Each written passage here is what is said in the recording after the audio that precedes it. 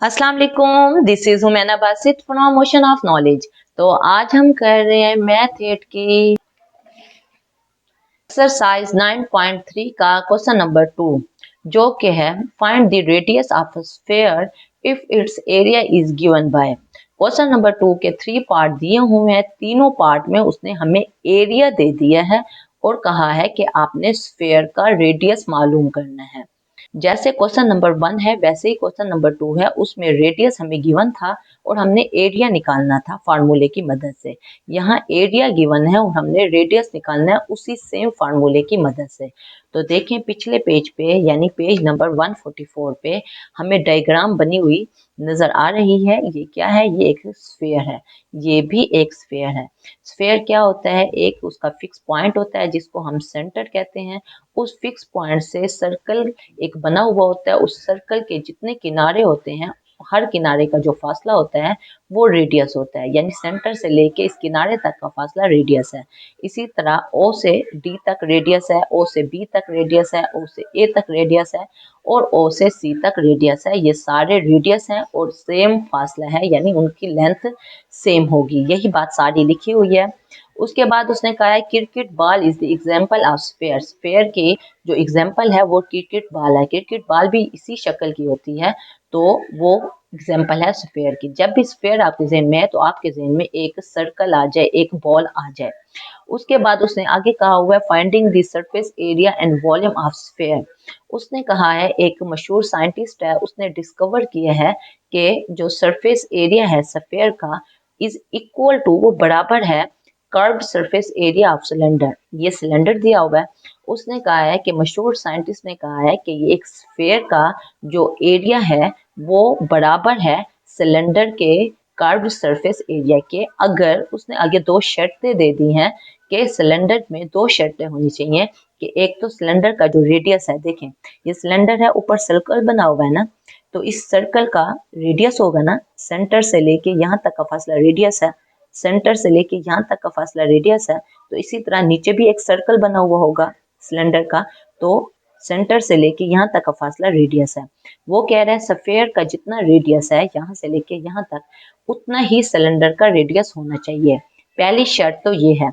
दूसरी शर्त ये है कि अगर सिलेंडर की हाइट देखें एच, वो 2r के बराबर हो, यानी कि डायमीटर के बराबर हो। डायमीटर क्या होता है?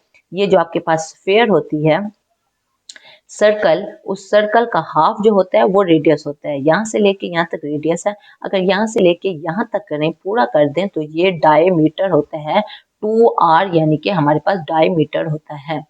तो उसने कहा है कि सिलेंडर की जो हाइट हो, दूसरी जो शर्त है, सिलेंडर की जो हाइट हो वो 2r हो, यानी ट्वाइस द रेडियस हो, डायमीटर ऑफ अ स्फीयर हो, diameter of a sphere.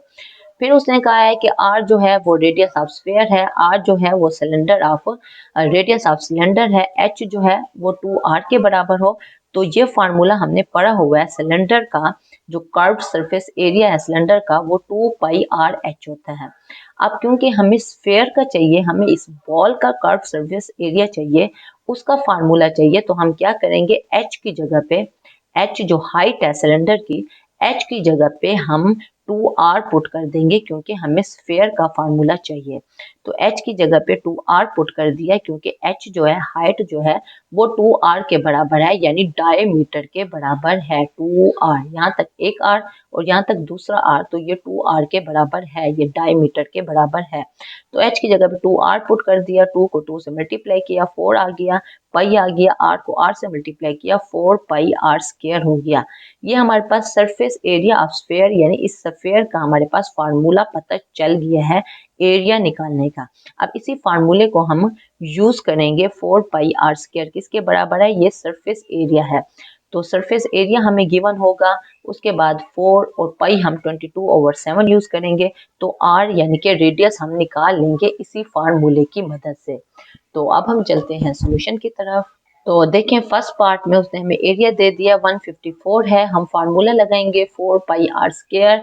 Area उसने दिया 154 m² है, रेडियस हमने मालूम करना है। तो इसी फार्मूले में पुट करेंगे, एरिया की जगह पे 154 पुट करेंगे, 4 वैसे का वैसे आएगा, पाई की जगह पे हम 22/7 पुट करेंगे और आर भी वैसे का वैसे आ जाएगा।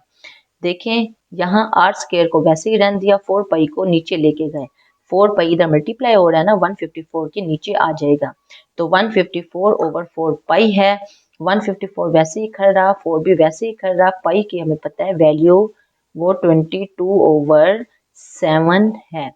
पाई की वैल्यू क्या है, वो 22/7 है, यानी यहाँ 22/7 हमने पुट कर दिया। ये डिनोमिनेटर में है तो जब ये ऊपर जाएगा तो उल्टा हो जाएगा, यानी कि 7 ऊपर चला जाएगा और 22 नीचे आ जाएगा। तो बस फिर हमने कटिंग की, 154 को काटा 22 से, 7 मल्टीप्लाई बाय 7 आ गया और 4 आ गया, 7 को 7 से मल्टीप्लाई किया 49 और नीचे 4 आ गया। ये हमारा आर स्क्वायर निकल आया है। अब हमें आर की वैल्यू चाहिए तो हम दोनों तरफ स्क्वायर रूट ले लेंगे। तो दोनों तरफ हमने स्क्वायर रूट लिया, 49 का स्क्वायर रूट लिया तो 7 आ गया, 4 का स्क्वायर रूट लिया तो 2 आ गया, 7 को 2 पे डिवाइड किया तो 3.5 मीटर यानी कि रेडियस हमारे पास निकल आया। इसी तरह सेकंड पार्ट है 231, हमारे पास एरिया है, इसी फार्मूले में पुट करेंगे, वैल्यूज पुट करेंगे, कटिंग करेंगे और हमारे पास रेडियस निकल आएगा 4.29। फिर इसी तरह थर्ड पार्ट है, इसमें भी यही फार्मूला लगाएंगे जो है 4 पाई आर स्क्वायर एरिया का। एरिया उसने हमें 308 दे दिया है, एरिया की जगह पे 308 पुट करेंगे, बाकी वैल्यूज वैसे की वैसे ही रहेंगी। 4 की जगह 4, पाई की जगह पे 22/7 पुट करेंगे।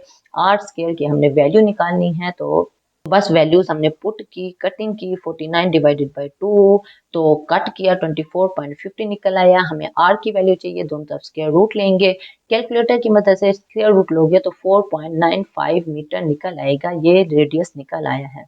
बहुत ही आसान क्वेश्चन है, कोई कंफ्यूजन हो, कोई मसला हो, कोई बात समझ ना आई हो, आप नीचे कमेंट में पूछना, मैं इंशाल्लाह कमेंट बॉक्स में उसका डेफिनेटली जवाब दे दूंगी। तो अपना ख्याल रखिएगा, ओके फिर अल्लाह हाफिज़।